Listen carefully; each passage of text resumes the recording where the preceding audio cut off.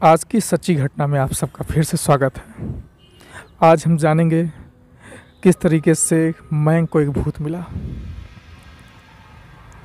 मयंक एक multinational company में branch manager की जॉब करता था। एक दिन मयंक को ऑफिस से घर जाने के लिए लेट हो गया था। सर्दी के मौसम के कारण रात भी जल्दी हो गई थी। ठंड भी बहुत शुरू हो चुकी थी। रास्ते में चलते चलते मयंक को अचानक एक आवाज़ सुनाई दी, रुक जाओ। मयंक वहीं पर रुक गया और पीछे मुड़कर देखा, लेकिन पीछे कोई भी नहीं था। फिर से आवाज़ सुनाई दी, सामने देखो। जैसे ही मयंक ने सामने देखा तो उसे ज़मीन पर कुछ चमकती हुई चीज़ दिखाई दी। मयंक दौड़ के उस चीज़ के पास गया और देखा तो कोई साधारण सी चीज़ नहीं थी, बल्कि एक चमकता हुआ हीरा था। उसने वह हीरा अपने हाथ में लिया। उसकी चमक देखकर मयंक की खुशी का पार न रहा। लेकिन मयंक को कहाँ पता था यह कोई साधारण हीरा नहीं बल्कि एक मायावी हीरा है। अचानक उस हीरे में से एक आवाज़ आई, अगर तुम मुझे हीरे चाहिए तो इस ज़मीन को खोदो। इस ज़मीन के नीचे बहुत सारे हीरे हैं। मयंक खुश हो गया। उसने उस हीरे को अपनी जेब में डाला और ज़मीन खोदना शुरू कर दिया।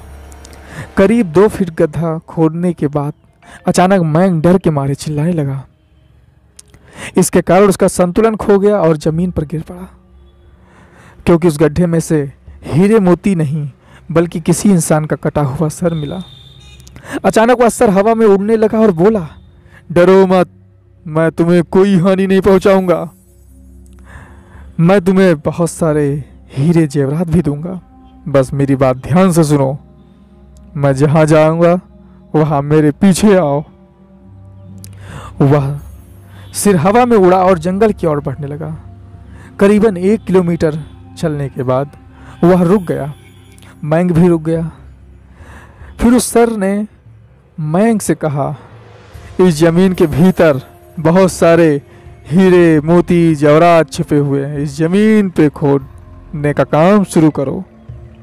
मयंक खुश हो गया और जमीन को खोदना शुरू कर दिया।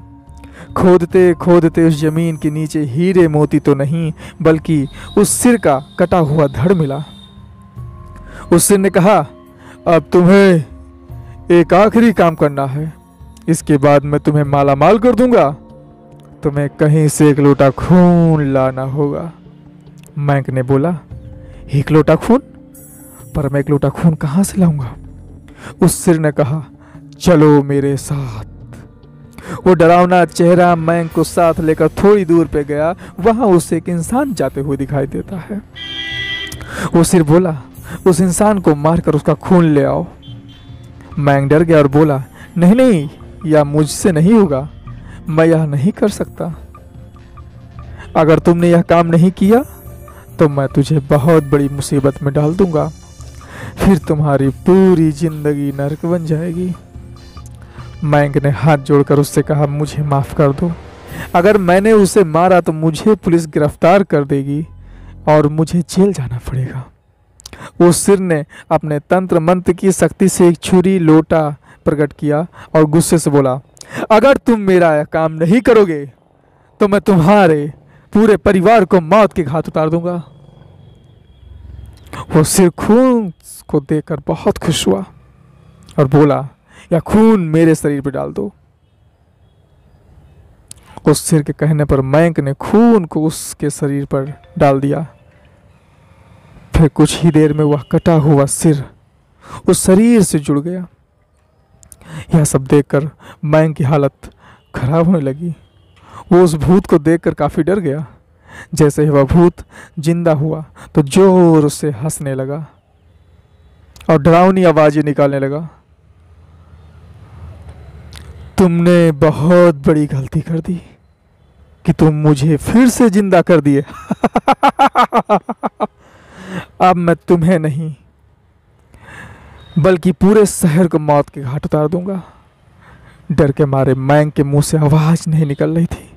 वो अपने जान बचाने के लिए वहां से दौड़ा, लेकिन उस भूत ने छलांग लगाकर मयंक को जमीन पर गिरा दिया और बोला, मुझे बहुत भूख लगी है, अब मैं तुम्हारा मांस खाऊंगा। जैसे ही वो भूत ने मांस खाने के लिए आगे बढ़ा कि तुरंत ही उसका सिर धड़ से अलग हो गया। मैंग समझ ही नहीं पाया कि आखिर ये चमत्कार कैसे हुआ। जब मैंग ने पीछे मुड़कर देखा तो एक अघोरी बाबा खड़े थे। उस अघोरी बाबा ने कहा, जब तुम इस आदमी को मारकर उसका खून ले जा रहे थे तभी मैंने देख लिया था और समझ गया कि कुछ तो गड़बड़ है।